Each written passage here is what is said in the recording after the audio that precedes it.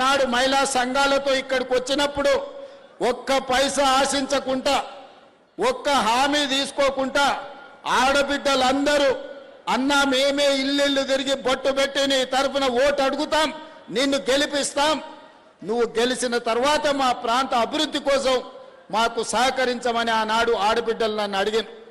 కానీ 5 సంవత్సరాలు ప్రజా సమస్యల మీద కొట్లాడుతూ రాష్ట్రం నలుమూలలు తిరుగుతూ ఆనాటి ప్రభుత్వం సహకారం సంపూర్ణంగా అందకపోవడం వల్ల ఈ మల్కాజ్గిరి పార్లమెంట్ నియోజకవర్గంలో మరి ముఖ్యంగా ఉప్పల్ మల్కాజ్గిరి ప్రాంతాలలో మీరు ఆశించిన మేరకు నేను ఆనాడు అభివృద్ధి చేయలేకపోయినా, కానీ కాలం గిర్రున తిరిగి 5 సంవత్సరాలు తిరిగే లోపలనే ఈ రాష్ట్ర ముఖ్యమంత్రిగా మీ ఆశీర్వాదంతో ఈరోజు బాధ్యత చేపట్టిన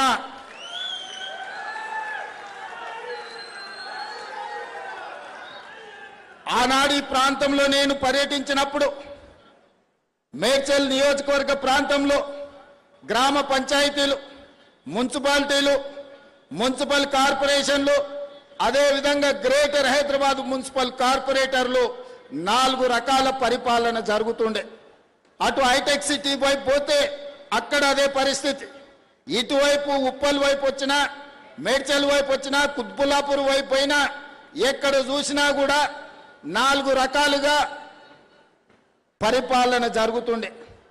ఒకరి మధ్యలో ఇంకొకరికి సహకారం సరిగ్గా లేక, సమన్వయం లేక మన ప్రాంతం అభివృద్ధి చెందాలంటే ఇవన్నీ అడ్డంకిగా మారినాయి. కానీ మనం అందరం హైదరాబాద్ నగరం అంటే అంతర్జాతీయ స్థాయి నగరం అని మనం మాట్లాడుకునే వాళ్ళం.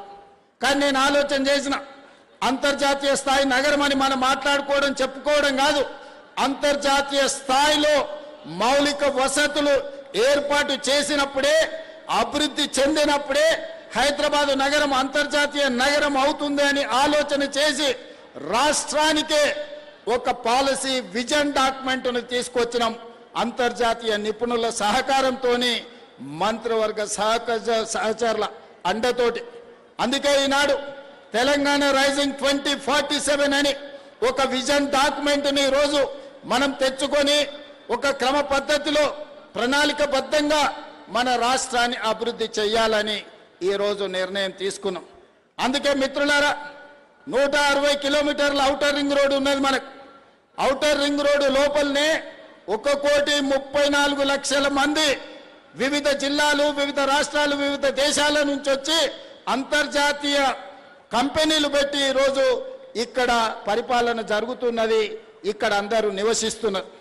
మరి 1,34,00,000 ప్రజలకు కావలసిన మౌలిక వసతులు ఏర్పాటు చేయాలి కదా, దాంతోపాటు పరిపాలన సమన్వయం ఉండాలి కదా, మున్సిపల్ అండ్ పోలీస్ సిబ్బంది మధ్యలో, పోలీసుకు అదే విద్యుత్ శాఖ మధ్యలో సమన్వయం ఉండాలి కదా, అదేవిధంగా metro, water works, under ground drainage, drinking water, విద్యుత్తు, రోడ్లు, మెట్రో, ఇవన్నీ మూసి ప్రక్షాళన, ఇన్ని పనులు సమన్వయం చేయాలంటే పరిపాలన ప్రక్షాళన చెయ్యాలని నిర్ణయం తీసుకున్నాం.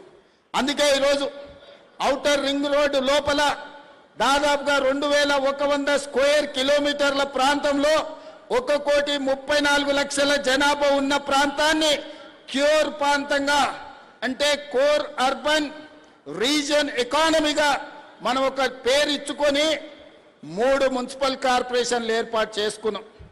కొంతమంది అంటారు రాజకీయ స్వార్థం కోసం, ఎన్నికల లబ్ధి కోసం ఈనాడు 3 మున్సిపల్ కార్పొరేషన్లు చేసిండ్రు అని. నేను ఒక్క మాట చెప్పదలుచుకున్నా, ఎన్నికల లబ్ధి కోసం చేయలే, పరిపాలన సౌలభ్యం కోసం చేసినాం. ఈనాడు Hyderabad, greater Hyderabad municipal corporation కావచ్చు, ఈనాడు మల్కాజ్గిరి మున్సిపల్ కార్పొరేషన్ కావచ్చు, లేదా సైబరాబాద్ మున్సిపల్ కార్పొరేషన్, అక్కడుండే ప్రజలతో మీరు మాట్లాడండి, ప్రజాప్రతినిధులతో మాట్లాడండి. ఇవాళ ఈ మల్కాజ్గిరి మున్సిపల్ కార్పొరేషన్ ప్రాంతం, ఈ ప్రాంతం అంతా కలిసి ఒక్క దగ్గర ఈరోజు అభివృద్ధిని మీ దగ్గరికి తీసుకురాదలుచుకున్నాం. ఇవాళ మనము మల్కాజ్గిరి మున్సిపల్ కార్పొరేషన్ ఆఫీసుని 10 ఎకరాలలో ఈరోజు అంతర్జాతీయ ప్రమాణాలతో ఇక్కడ నిర్మించుకుంటున్నాం. ఇది మీకు సౌలభ్యమా కాదా మీరు ఒక్కసారి ఆలోచన చేయండి. చిన్న పనున్నా నల్లా కనెక్షన్ కావాలన్నా, ఇంటి పర్మిషన్ కావాలన్నా, ఏదైనా అధికారిని కలవాలంటే ట్యాంక్ బండ్ దగ్గరికి పోవాలి. ఎన్ని బస్సులు ఎక్కాలి, ఎన్ని బస్సులు దిగాలి, ఎంత దూరం పోవాలి, మీరు ఒక్కసారి ఆలోచన చేయండి. అందుకే పరిపాలన డీసెంట్రలైజ్ చేసినాం. అదేవిధంగా పోలీసులకు కూడా ఈరోజు పోలీసు అదేవిధంగా మున్సిపల్లో కోటర్మినస్ సరిగ్గా ఒక మున్సిపల్ కమిషనర్కి ఎంత పరిధి ఉందో మల్కాజ్గిరి పోలీస్ కమిషనరేట్ కూడా సేమ్ ఒకే రకమైన పరిధి చేసినాం. ఒక జోనల్ కమిషనర్కి ఏ విధంగా పరిపాలన సరిహద్దులు ఉన్నాయో ఒక డీసీపీకి సరిగ్గా అదే విధంగా ఈరోజు ఏర్పాటు చేసినాం. అన్ని శాఖల సమన్వయం కోసము ఈనాడు ప్రక్షాళన చేసి 3 కమిషనరేట్లు చేసి ఇవాళ మల్కాజ్గిరి మున్సిపల్ కమిషనరేట్కు దాదాపుగా ఈ బిల్డింగే కాదు అదనంగా 1600 కోట్ల రూపాయలతోటి ఈరోజు పనుల ప్రారంభోత్సవ కార్యక్రమం చేసుకున్నాం.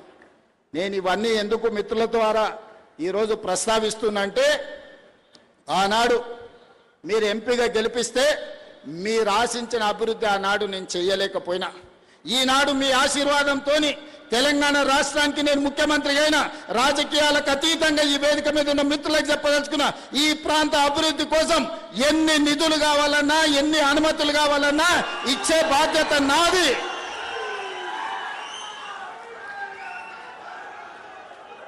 రోడ్లైనా, తాగనికి నీళ్ళైనా, మీ చెరువుల పునరుద్ధరణ సుందరీకరణ అయినా, మీకు ఏమి కావాలన్నా, మీ మెట్రో విస్తరణ కావాలన్నా, మీకు ఏం కావాలన్నా నేను చేయడానికి మీ సోదరుడిగా నేను సిద్ధంగా ఉన్నా.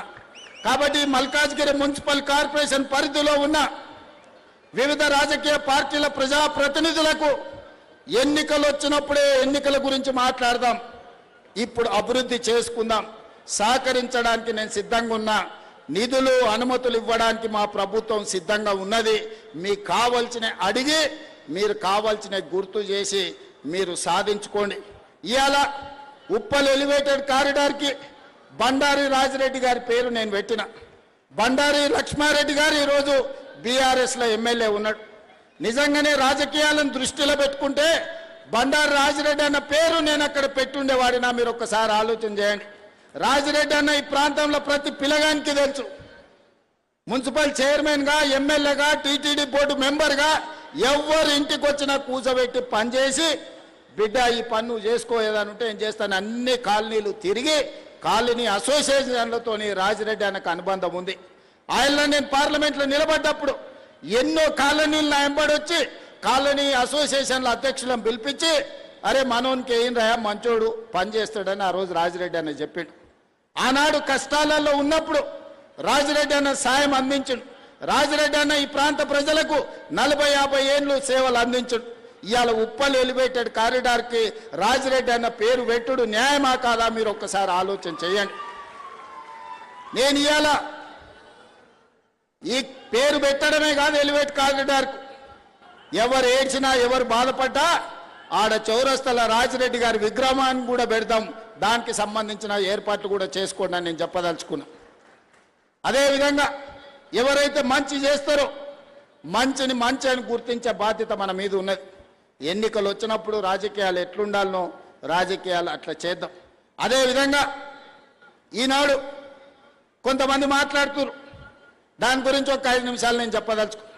ఇది రాజకీయ వేదిక కాదు, కానీ నేను గుర్తు చేయదలుచుకున్న మిత్రులందరికీ, ఇవాళ గుజరాత్లో అహ్మదాబాద్లో సబర్మతి రివర్ ఫ్రంట్ కట్టుకుంటారు.